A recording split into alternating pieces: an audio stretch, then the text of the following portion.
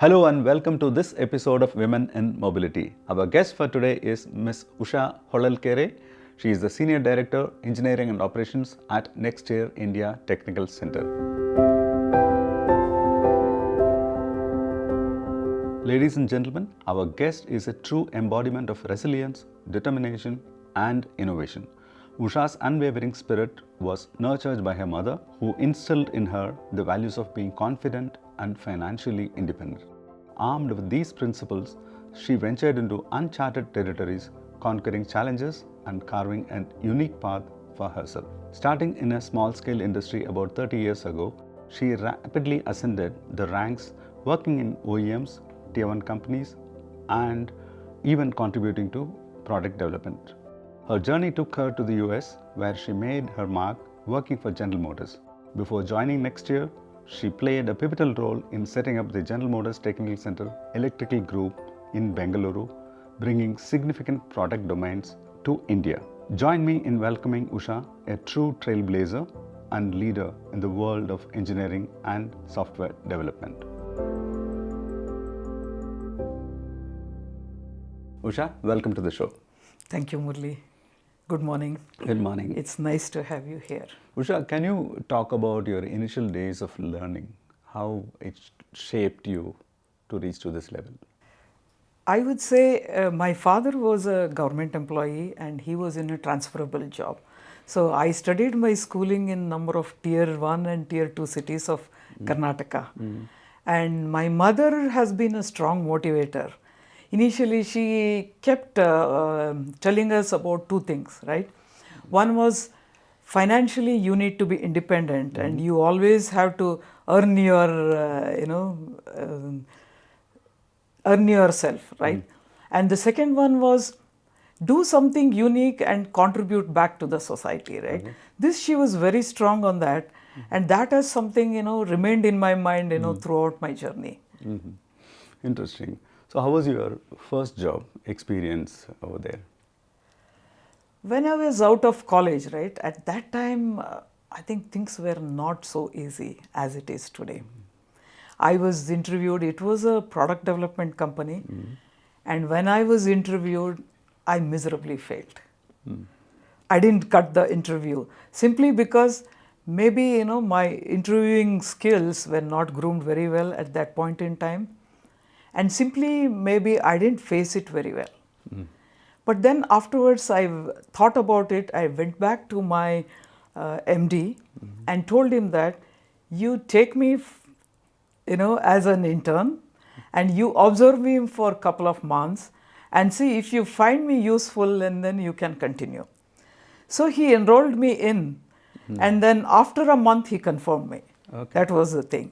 But I would say it was a huge learning over there, working in that learning, both hardware, software, as well as integration, solving the manufacturing problems. Since it was a small scale industry, I got the whole 9 yards of experience over there. Wow.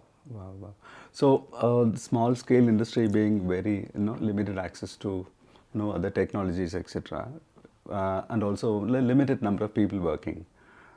So, were you facing some challenges? I would say definitely at that point of time, very few women in the industry and in the tech industry, right? I was the only one working in the R&D as an engineer and reporting directly to my managing director. Okay. So, he always used to, take us, when returning back home, he would take us home.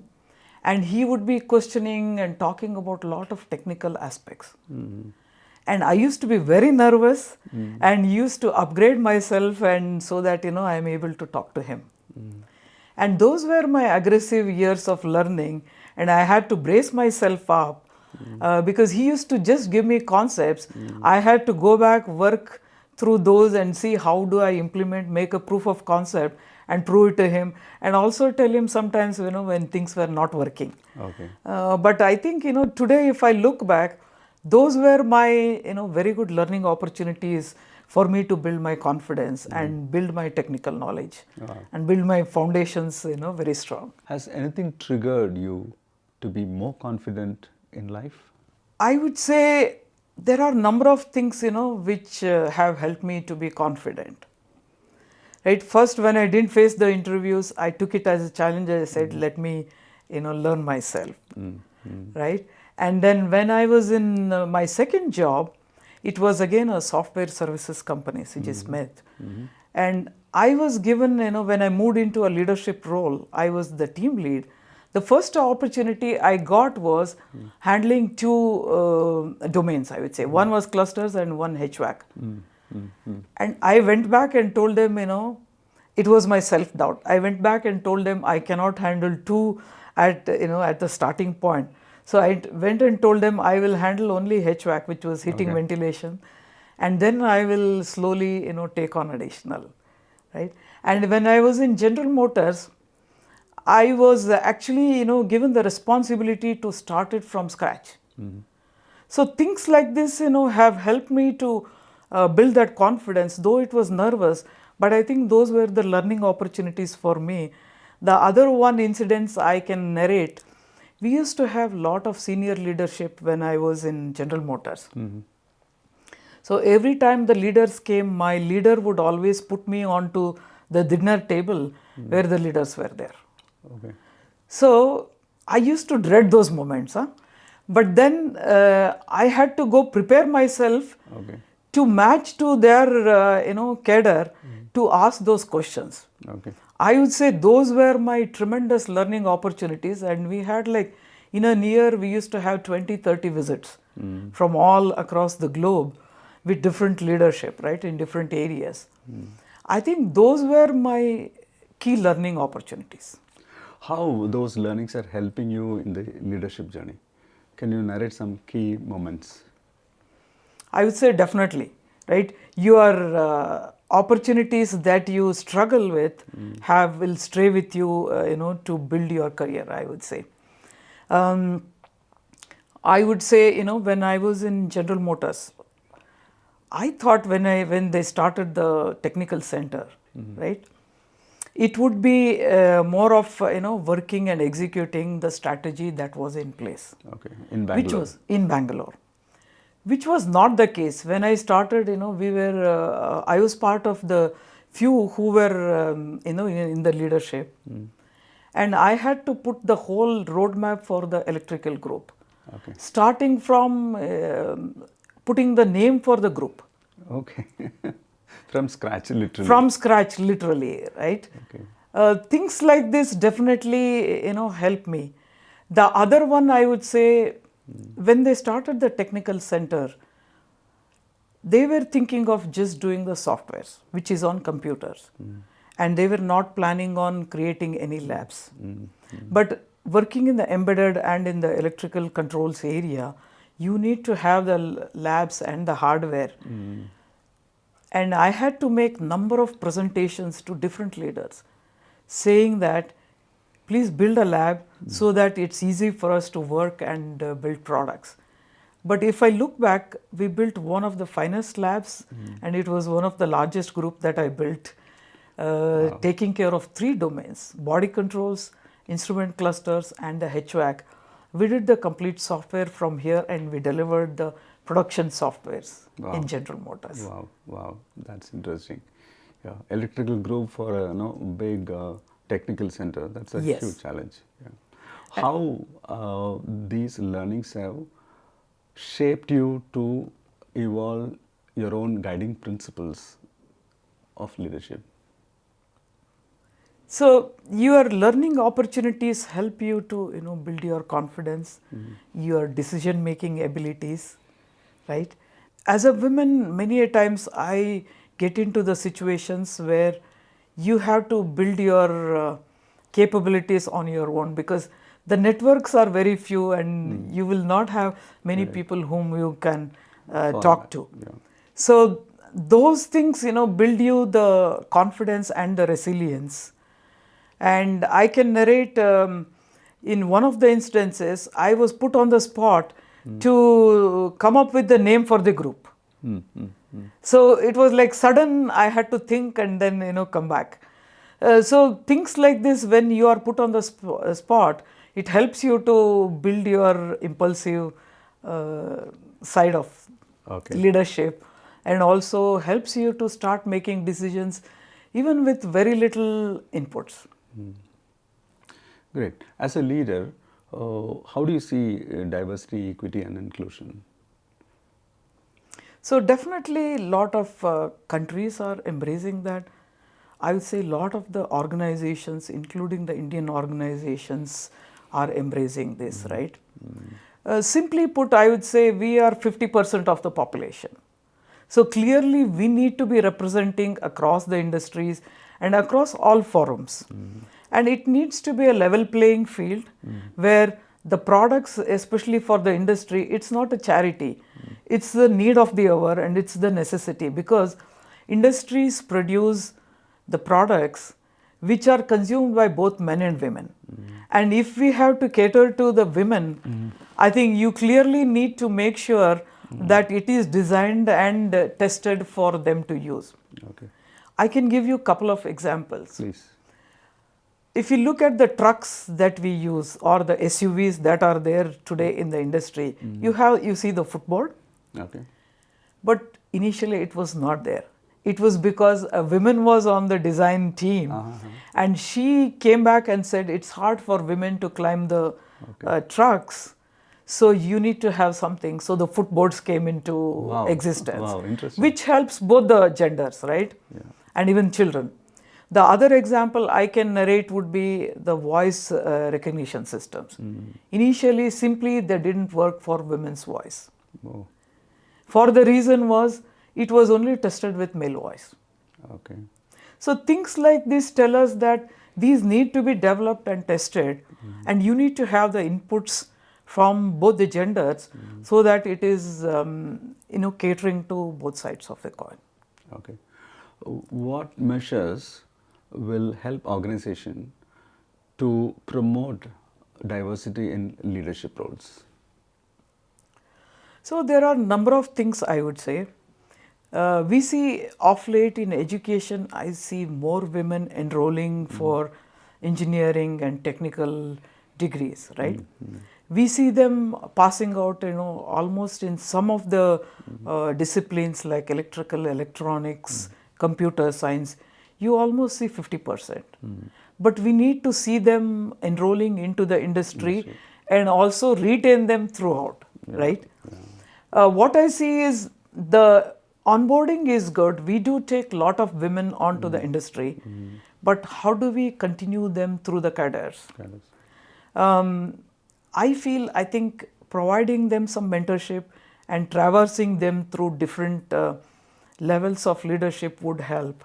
And clearly I see that, when I see in the statistics and the data, women in tech is still a very small number. And women in leadership is even smaller. Okay. And we need to see more role models in the industry so that people can feel when somebody has done, I can also do it. Okay. And the other thing I see is more women representing in the technical forums, whether it is tech symposiums or technical talks. We need to see more women so that we can reach out to people and the women. They can aspire to get into the industry and they can do it. Okay. So you mean to say the industry bodies also should take initiative to encourage women to participate more? Yes, industry bodies are doing that. I was in fact against the quota system, but to get initial onboarding of women, I think we need to have some percentages as a must, so that we make it a compulsory to have women on board. But after a while, I think it's going to become the norm. We will have a level playing field. But as of now, if you see, I think we have a small percentage of women representing in the industry. The women, being an active member or in the family, many of them have the guilt. Like, okay, are they really contributing to the family, etc.? How do you see this, and then what is your suggestion to overcome? This is an excellent question, which I think many of the women struggle with, right? Handling the work-life balance is one of the points that women struggle with, right? And it's never, I would say, 50-50. Like I will work for 8 hours and I will go back and spend 8 hours at home is not going to work. So you have to find the balance. I can narrate a couple of my examples, Please. right? When there were releases and some critical builds that were happening, I stayed back. Very late in the office, made sure I worked with my team and delivered those and went back in the morning. Right? And on the other hand, I have a daughter. When she was very small, she had to do a lot of project work in school. So we would always end up doing it late in the night once I go back home. And we would do that. And it so happened on one of the days she had to do a chart and we didn't take any Xeroxes. So I convinced her to cut some pictures from books, color them with sketch pens, and made her to take that as a color print and then use it. So things like this, you always have to make it so that it is manageable on both sides, I would say. The other thing I strongly recommend would be, especially when you have a small child, you need to have a strong support system. I was very fortunate when my daughter was small. My mother and my sister, took care of my daughter. Because the initial years you need to spend that time. True. But build that support system. And I know there are some people who are not fortunate because their families are far away, but still they have to work. In such cases, my recommendation is build a support system. Even though it is economically little challenging or pinching your pockets, it's okay in the initial years to spend on a support system, the child care or having some nanny at home. And in the long run, it pays off. Okay. Automotive is a male-dominated domain, but things are changing with more electronics coming into play and SDVs, etc. Do you see more opportunities coming for women? Oh, awesome, actually, question. So, if you have heard with the software-driven vehicles, right, it's going to be more electronics and software on wheels. Yeah. That's what the industry is saying. We are putting more and more software and electronics. It's like computer on wheels, right? So, which means to say there is tremendous opportunities for women to work in this technical areas and to build that. So that way, automotive will see more women in this industry and who can contribute and develop, especially these automotives. And I take pride when I see the vehicles that are plying on the road that we have worked on, whether it is in India or in abroad, right? We do work on number of programs that are actually, the softwares are going on on those cars. So people can take pride and say that, the softwares or the work that they have done is really contributing to the vehicles. Okay. How do you want these millennials and Gen Zs to leverage these evolving opportunities and then get into the automotive space? I would say anyway, I see these Gen Zs and millennials are risk takers, right? And they do study well, but the question remains is, how would they move on to the industry and take on something like the chassis control or the powertrains? So we are seeing those examples in the industry. I would recommend that have a goal in the beginning itself that I want to be working on cutting edge technologies, working on something as complex as steering. If you see, when I started my career, these are the domains that were kept in the regions of development. But today, if I see a lot of the complex work is moving to India, we are working on some of the cutting edge technologies of something like steering, chassis controls, powertrain controls is all done here. Okay. So people have the opportunity to work in these domains and contribute. And I think it's a sense of achievement that they can derive when they work on these kind of fields. Okay. Sense of achievement to derive. Great. Usha, lovely talking to you. Thank you for being part of Women in Mobility. Thanks. Thank you so much, Murli. It was nice talking to you. Thank you.